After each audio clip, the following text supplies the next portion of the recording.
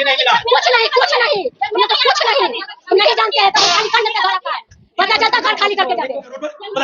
बोलिए बच्चा पैसा कि ये निकाले तो पहले पैसा हमको निकालना है, फिर देखें कि पैसा निकालेंगे मोटा तो हमको मैनेजर साहब कहते हैं कि पैसा आपको तो कमन हो गया। हम कैसे कमन हो गया, हम पैसा ले ही नहीं किए, हम बैंक में नहीं किए, कुछ नहीं किए। पहले शुरू मेरा से 10 का सादा कागज पर हमसे करा लिया था और इसी काम और बाकी तो इतना सबको पन्ना में करवा लेता है। हम तो जानकारी उतना पास में नहीं है, ज्यादा पढ़ा लिखा नहीं है। सादा पन्ना में साइन भी आपसे करवाया गया? हाँ, सादा पन्ना पर कि कैसे मुकेश जी लिख के दीजिए आवेदन, हम वापस करवा देते हैं, हम वापस कराते हैं। आप बिना मर्जी के इनके अकाउंट से दूसरे अकाउंट में आप कैसे डाल दिया? और वो उसके बाद हम कहें तो जिस आदमी को डाला है वो आदमी हमको फोन कर दिया, इन्होंने उसके इन्होंने प्रॉपर्टी को मॉर्गेज किया, ठीक है ना। अगर ये सही होते तो इनका लोन खराब नहीं होता। हाँ, इन्होंने जब से लोन लिया एक भी किस्त बैंक में नहीं जमा की, एक भी।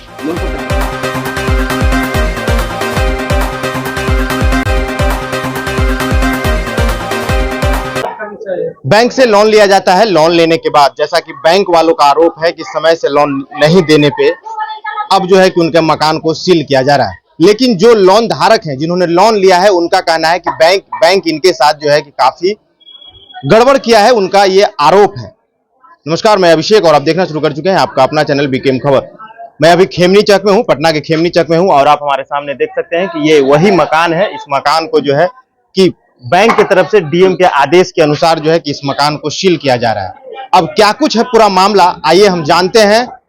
जो लोन धारक हैं उनसे भी बात करेंगे और जो डीएम साहब की तरफ से जो अधिकारी आए हैं उनसे भी बात करेंगे। आखिरकार क्या कुछ है माजरा, मैं उनके बयानों के साथ छोड़े जाता हूं।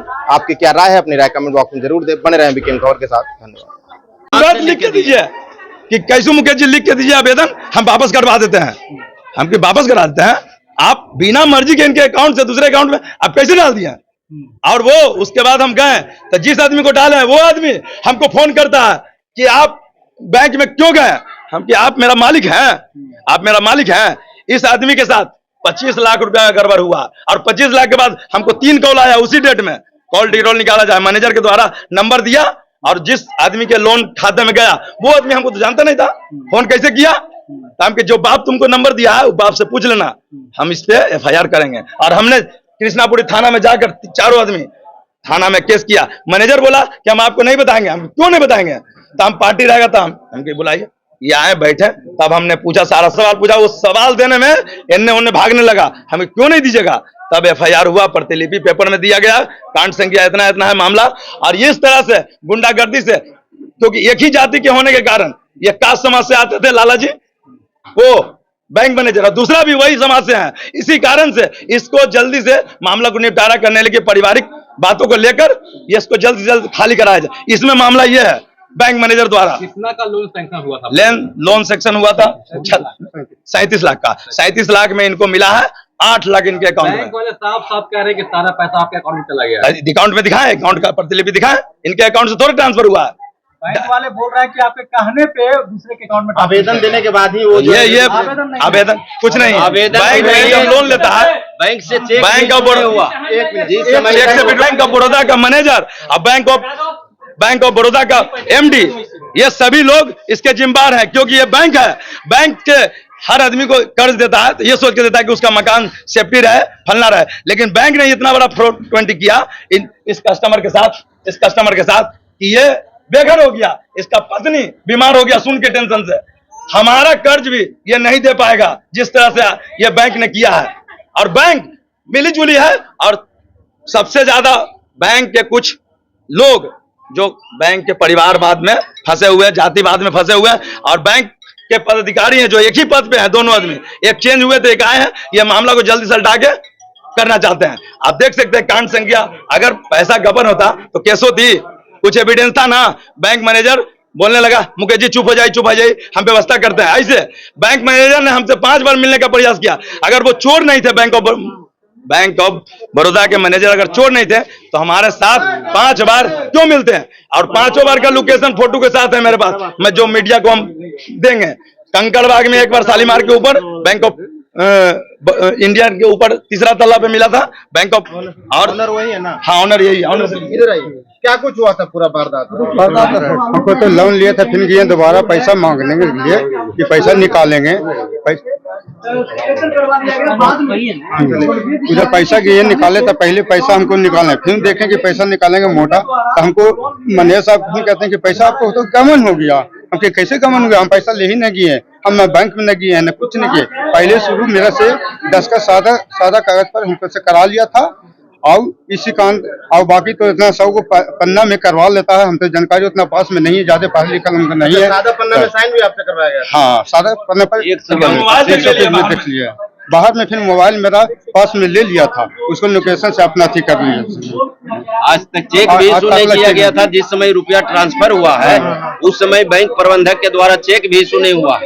खुद हम आवेदन लिखे हैं और साथ में गए हैं, और प्रबंधक महोदय से हम लोग पूछे कि सर हम लोग रेंटर हैं, और उसके बाद इनको जो है अभी तक चेक नहीं इशू हुआ, तो रुपया कैसे ट्रांसफर हो गया? तो बताए कि 100 पेज पर जो पहले दस्तखत किए थे तो क्या अंधा थे, वो देखे नहीं थे। बिना, जी हाँ, बिना आवेदन के सर, बिना चेक के रुपया ट्रांसफर कर लिया गया है, जिसका मामला कृष्णापुरी थाना में भी चल रहा है। एसएसपी के यहाँ भी हम लोग दिए हैं और सारा मामला दर्ज है। और प्रबंधक महोदय जो है बोले कि आप लोग कुछ भी कर दीजिएगा, हम निपटने नहीं देंगे, घर को नीलाम करके छोड़ेंगे, और हम जाएंगे तो हमारे समाज के ही अपने लोग आवेंगे यहाँ प्रबंधक में, और वही हम लोग को देखने के लिए मिल रहा है कि वो गए हैं, उन्हीं के समाज के, उन्हीं के परिवार ही शायद हैं जो प्रबंधक महोदय के रूप में आए हैं, और आज कुछ भी जनता से बताने के लिए तैयार नहीं है, और कोई प्रकार के टाइम नहीं दिया गया है, न किसी प्रकार के। यहाँ मकान मालिक इस घर में नहीं रहते हैं, कारण कि इनका पत्नी का बहुत सीरियस हालत है। जिस समय से लोन लिए उस समय से उनका पत्नी का इलाज चल रहा है, इलाज में चल रहे हैं, यहाँ पर ही रहते नहीं है। इनका पत्नी का इलाज के कारण ये घर छोड़ करके डॉक्टर के यहाँ पड़े हुए हैं। इनको कोई नोटिस, कोई सूचना कुछ नहीं मिला है। ये अपना बैंक जो है खाना पूर्ति कर रहा है, और आज घर को खाली कराने के लिए रामकृष्णा नगर में आया हुआ। क्या कुछ मामला है सर? ये लोग कह रहे हैं कि किसी और के अकाउंट में 8 लाख इनके अकाउंट में है, और बाकी अमाउंट जो है कि वो किसी और के अकाउंट में ट्रांसफर कर दिया गया है। बैंक मैनेजर के ऊपर जो है कि लोग आरोप लगा रहे हैं। देखो मेरे दोस्त, बैंक से लोन लिया इन्होंने, उसके वही इन्होंने प्रॉपर्टी को मॉर्गेज किया, ठीक है ना। अगर ये सही होते तो इनका लोन खराब नहीं होता। हाँ, इन्होंने जब से लोन लिया एक भी किस्त बैंक में नहीं जमा की, एक भी। लोन कब सैंक्शन हुआ? उसके बाद से आज तक उन्होंने एक भी किस्त नहीं दिया। आज जब बैंक पोजीशन लेने आया है, बैंक अपने यहाँ पोजीशन लेने नहीं आया है, इसमें डीएम साहब की परमिशन है, कानून के तहत आया है। हाँ, और यहाँ आके हो हल्ला करेंगे ये। हाँ, इसके लिए पुलिस फोर्स, मजिस्ट्रेट सब यहाँ पर है। बैंक कार्रवाई ऐसे नहीं करता है।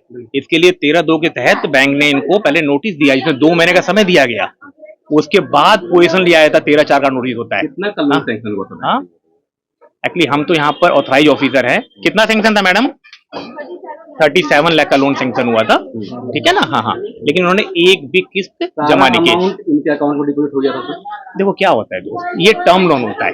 टर्म लोन जैसे मान लो आपने कोई कार खरीदी, कार खरीदो तो पैसा आपके खाते में नहीं आएगा ना, पैसा कहाँ जाएगा? डीलर को जाएगा। इन्होंने पैसा लिया टिम्बर बिजनेस के लिए, ठीक है ना, टर्म लोन के रूप में, ओडी के रूप में नहीं लिया। तो इन्होंने इनके लिखित आग्रह के ऊपर बैंक ने अलग अलग जगह पैसे को ट्रांसफर किया टिम्बर के रूप में ही, कि फर्नीचर खरीदना है, ये खरीदना है। पैसा इनके रिक्वेस्ट भी ट्रांसफर किया गया है। अगर आप चाहोगे तो हम आपको वो भी दिखा सकते हैं, लेकिन क्या है, कई सारी चीजें होती हैं जो रिकॉर्डेड नहीं करनी है, ठीक है ना। और कुछ पूछना चाहेंगे आप इसके ऊपर? जो कार्रवाई हो रही है बिल्कुल नियम के तहत हो रही है। मेरे अनुसार पैसा नहीं दिया गया है, किसी और को ट्रांसफर कर दिया गया है। आपके बोल रहे हैं आपके खाते से कब आपका खाता बैंक में होगा? आप लोग का भी खाता है बैंक में? आपके बिना बोले बैंक से पैसा निकलेगा? हम निकाले कहीं और भेज सकते हैं? फिर अगर होगा, अगर मान लो होगा भी, आप क्या करोगे? आप बैंक में आके कार्रवाई करने की मांग करोगे ना। जो लोन ऑनर है उनका कहना है कि जब लोन का प्रक्रिया चल रहा था उस समय हमसे सादा कागज पे साइन करवाया गया। बहुत आसान होता है ना बोलना दोस्त, कैसे मालूम पड़ेगा सादा पे कराया है? उनकी बात आपने सुन ली। जो बैंक रिकॉर्ड देखते हो ना आप, तो रिकॉर्ड में साइन किया उन्होंने ना। अब सादा के बोल रहा हूं, पढ़ना लिखना नहीं आता है हमको, आप ही लिख दीजिए, हम खाली साइन कर देते हैं। उस केस में क्या करेंगे आप बताइए मुझे? आप लोग खुद जागरूक है ना, आप लोग तो। हाँ, आप लोग पत्रकार है, आप लोग को सब मालूम है कौन क्या बोलता है, कौन सच बोल रहा है, कौन झूठ बोल रहा है। बैंक की तो अपनी प्रक्रिया है ना, बैंक किसी का अपना थोड़ी है। बैंक एक संस्था है जो लोगों को लोन देती है, हाँ, जिसे अपना बिजनेस बढ़ाएं। बैंक लोनी भुगत कर रही है, साफ साफ आरोप लगा रहे हैं, जातिवाद वाली मामला यहाँ सामने आ रहा है, ये भी लगा रहे हैं आरोप। चलो हमने बात को सुन लिया, आपने जैसे बोल दिया, हाँ, बैंक ने समय दिया, एनपीए हुआ, उसके बाद ही बैंक इसको बेचने जा रहा है ना। बैंक का अकाउंट एनपीए हुआ, फिर बैंक ने 13/2 का नोटिस दिया, 2 महीने का समय मिला इनको, उसके बाद बैंक डीएम के पास गया, वहां से परमिशन लिया, तब जाके पोजीशन हो रहा है। उसके ऊपर कोई बोलना ठीक नहीं है ना दोस्त। ओके।